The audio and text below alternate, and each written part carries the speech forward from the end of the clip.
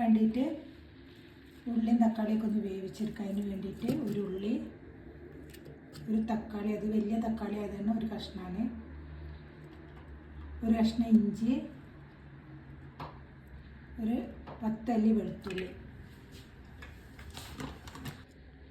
2 ഉണക്കമുളക്, ടീസ്പൂൺ മുളക് പൊടി, ഒരു 1/2 ടേബിൾ സ്പൂണ് മല്ലിപ്പൊടി, 1/4 ടീസ്പൂൺ മഞ്ഞൾപ്പൊടി. ഇത് വേവിച്ചെടുക്കാം. ജീരകം കൂടെ ഇട്ട് കൊടുക്കണം. അതിൽ കഷ്ണം പട്ട, ഇതെല്ലാം ഒന്ന് അരച്ചെടുക്കാം. 4-5 വിസിലടിച്ചിട്ട് ഉള്ളിയും തക്കാളിയൊക്കെ വെന്തിട്ടിട്ടുണ്ട്. ഇനി ഇത് മിക്സിയിൽ അരച്ചെടുക്കാം.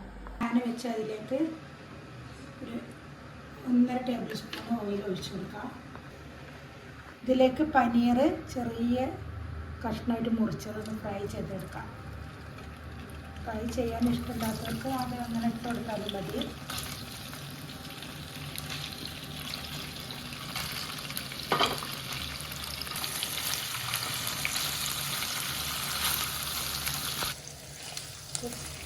പനീർ ഫ്രൈ ചെയ്തെടുത്തിട്ടുണ്ട്. ഇത് പനീർ ഫ്രൈ ആയി വന്നിട്ടുണ്ട്. ഇനി ഇത് മാറ്റി കൊടുക്കാം. ഇതേ ഓയിലേക്ക് ഒരു കഷ്ണം പട്ട, കുറച്ച് ജീരകം,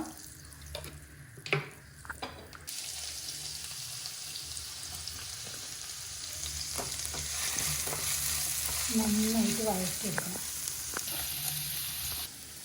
സവാള വഴന്ന് ബ്രൗൺ കളറായി വന്നിട്ടുണ്ട്. ഇതിലേക്ക് ചെറുതായിട്ട് കട്ട് ചെയ്ത് തക്കാളി ചേർത്തെടുക്കാം. ഇത് നന്നായിട്ട് ഒന്ന് വഴറ്റിയെടുക്കണം. അതിലേക്ക് ഒരു 1/2 ടീസ്പൂണ് മല്ലിപ്പൊടി, മുളക് പൊടി, 1/4 ടീസ്പൂണ് മഞ്ഞൾപ്പൊടി. നന്നായിട്ടൊന്ന് ചേർത്തിട്ട് നന്നായിട്ട് ഇതൊന്ന് വഴറ്റിയെടുക്കണം. അരച്ച പേസ്റ്റ് ചേർത്തെടുക്കാം. തക്കാളി ഉള്ളിയൊക്കെ വേവിച്ച് അരച്ചതാണ്. വെള്ളം കൂടെ ചേർത്ത് കൊടുക്കാം.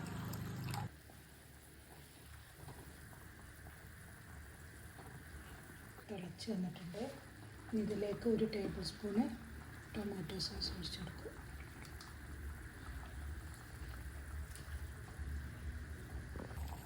ഒരു പിടി മല്ലിച്ചപ്പ്,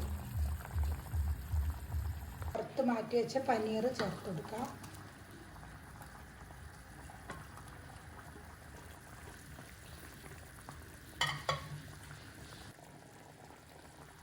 കുറച്ച് പഞ്ചസാര ഇട്ട് കൊടുക്കണം. ഇതിൽ മധുരവും എരിവും എല്ലാം ചേർന്നിട്ടുള്ളതാണ്. ഫ്രഷ് ക്രീം കയ്യിലില്ലെങ്കിൽ ക്യാഷ്യൂനട്ട് നമ്മൾ മിക്സിയിൽ അരച്ച ഉള്ളിയും തക്കാളിയൊക്കെ അരച്ചതിൻ്റെ കൂട്ടത്തിൽ കുറച്ചിട്ട് അരച്ചാൽ മതി. ഞാനിതിൽ ഫ്രഷ് ക്രീമാണ് ചേർക്കുന്നത്. ഇനി ഗ്യാസ് ഓഫ് ചെയ്യാം.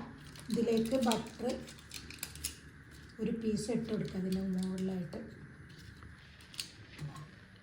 കസ്തൂരി മേത്തി കുറച്ചിട്ട് കൊടുക്കണം, പൊടിച്ചത്. പനീർ ബട്ടർ മസാല ഇവിടെ റെഡി ആയിട്ടുണ്ട്. എല്ലാവരും ഒന്ന് ഉണ്ടാക്കി നോക്കണം, ഇഷ്ടമാവും.